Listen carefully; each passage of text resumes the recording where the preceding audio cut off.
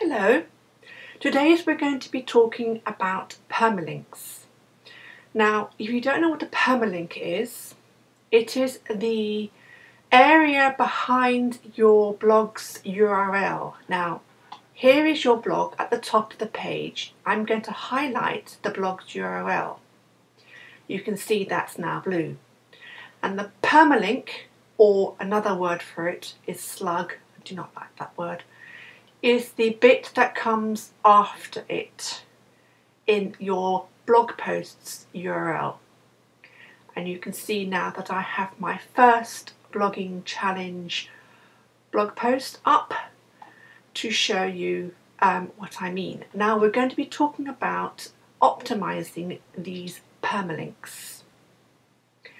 The first place you really need to look is, of course, in the settings.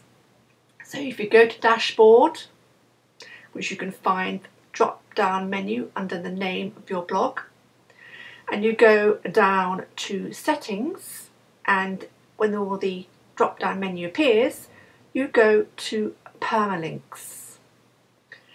And Permalinks, as you can see now is green, will bring up this page. Now, if you haven't been messing about with this page before and it's still brand new and untouched, you'll probably find that you are in the default setting, which is here. This will give you your page number 1, 2, 3, or if your page number is 22, 159, 1064, depending on how many posts you've written. I do not advise you to have that particular default. It is not conducive to search engines and even your readers. Say they want to locate one of your posts via your permalink, having page 1 to 3 is not going to be helpful. Another one that some people like to use is the numeric one here, the fourth one down. Now I actually think that isn't very good either, because you've got archives, which is a useless portion of a permalink. It means nothing, it adds to the length, and primarily I think it's a useless piece of addition you don't need. Also, you have at the end 1, 2, 3, which is the name of the post. It's the same as obviously as the page 1 on number 1, but it also means nothing to the reader and it means nothing to the search engines. You do not want to have the numeric one. Now the other two, this is the number 2, day and time, and month and time. These are what you may mostly see in WordPress.com blogs. Actually, it's more likely to be the third one down. When you get in American form, it comes the date, the year first, and then the month afterwards. And sometimes you get the year first, month, and then a day. I think actually the second one down is the WordPress.com blog, but I have to check on that one. Again, I think the more information you have that's unnecessary in your permalink, the more confusing it is for people who may want to type in your permalink into their browsers to reach your post at a later date. And since this is backwards, and in Britain we don't have these things backwards, it's additional material you don't need. Therefore, I suggest you use this one, post name. All it gives you is your URL and the name of your post. It is also done through this bit of code here. And since we have now checked post name, that piece of code has come up automatically.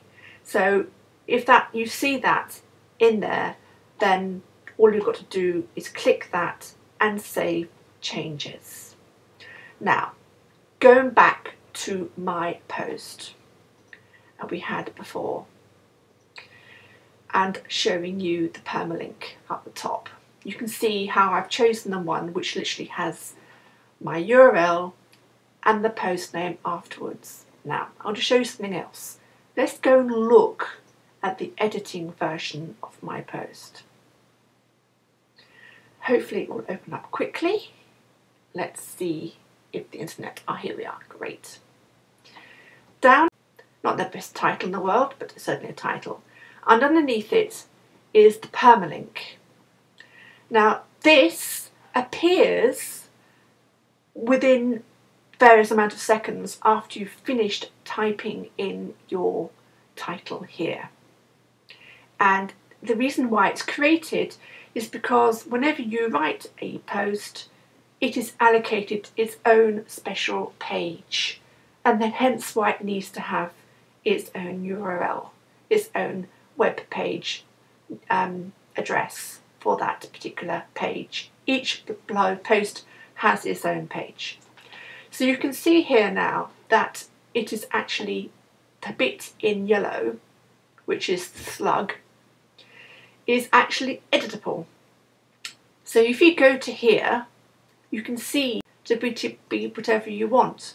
Now this is actually very useful if throughout your writing of your post you think that your first thought of your title or headline isn't suitable, or could be made better, or could be improved upon, or you completely change your mind anyway because what you've written about, you've gone off a tangent and your headline is now unsuitable. So once you changed your headline to something that is more suitable or appropriate, you'll probably find that your permalink has not changed either. It's a good idea to have your permalink pretty close to resemble or match what you've put in your title headline here. So it's very easy to change what you've written to the exact same words. You highlight that, you delete it, and then you press OK. And you find when it works, hopefully it will work soon. Oh, it doesn't want to. Oh, here it goes. Yes, great. You'll find that what is now in that yellow section is exactly the same words as you have here in your title. Another good point about making sure that your permalink matches your title is that if you have keywords in your title, for example, my keywords are blogging challenge, it's a very good idea to make sure that you have the same keywords in your slug or permalink here, so that the search engines are happy and will index you accordingly. That's my whistle-stop tour of why you should pay attention to your permalinks of your blog post and what you can do about it. Speak to you again soon. Bye.